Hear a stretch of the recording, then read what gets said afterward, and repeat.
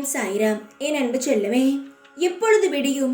எப்பொழுதும் இரவு பகல் இப்படித்தான் மாறி மாறி விடிந்து கொண்டு இருக்கிறது தவிர என்னுடைய வாழ்க்கையில் எந்த ஒரு விடியலும் இல்லை. ஏகப்பட்ட பிரச்சனைகள் தான் ஒவ்வொரு நாளுக்கும் மேலும் மேலும் அதிகரித்து கொண்டே இருக்கிறது தவிர நான் எந்த ஒரு விடியலும் பார்க்கவில்லை என்று ஏங்கி நிற்கிறாய். பருவ காலங்கள் எப்படி தோன்றுகிறதோ அப்படியே இன்பமும் துன்பமும் தோன்றுகிறது, மாறி மாறி வருகிறது. இது இது புலன்களின் உணர்ச்சியால் நிலையானது போல தெரிகிறது.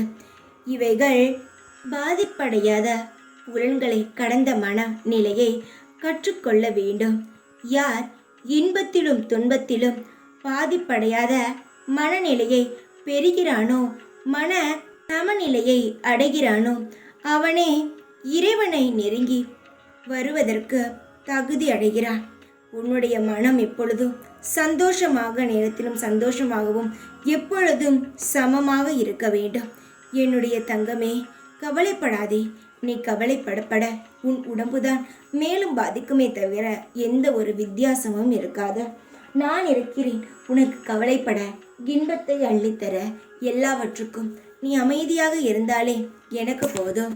என்னிடம் நீ பிரார்த்தனை செய்த பிறகு பிரச்சனை தீரவில்லை, இருப்பதை விட நிலைமை மோசமாகி விட்டது என்று அவசரப்பட்டு முடிவெடுக்காதே. எதற்கும் கால நேரம் உண்டு என்பதை மறந்தும் விடாதே. எவ்வளவு காலம் என்னை நீ மனம் உருகி வேண்டினாய், அதற்கானதை நான் உனக்கு தர வேண்டும் அல்லவா? உன்னுடைய கடமையை நீ செய்தாய், ஆனால் என்னுடைய கடமையை நான் இன்னும் செய்யாமல் பாதி வைத்திருக்கிறேனே. அதற்கான உன் வேண்டுதலுக்கான பலனை நீ சீக்கிரத்தில் அடைவாய். நான் ஒன்றும் இங்கு சும்மாக இல்லை, உனக்காக பல வேலைகளை செய்து கொண்டு தான் இருக்கிறேன். சீக்கிரமாக நீ வேண்டியது, எனக்கு பூஜை செய்தது எல்லா பலனும் உனக்கு கிடைக்கும். தைரியமாக இரு, எப்பொழுதும் உன் கூடவே இருப்பேன் நான். ஓம் சாய்ராம்.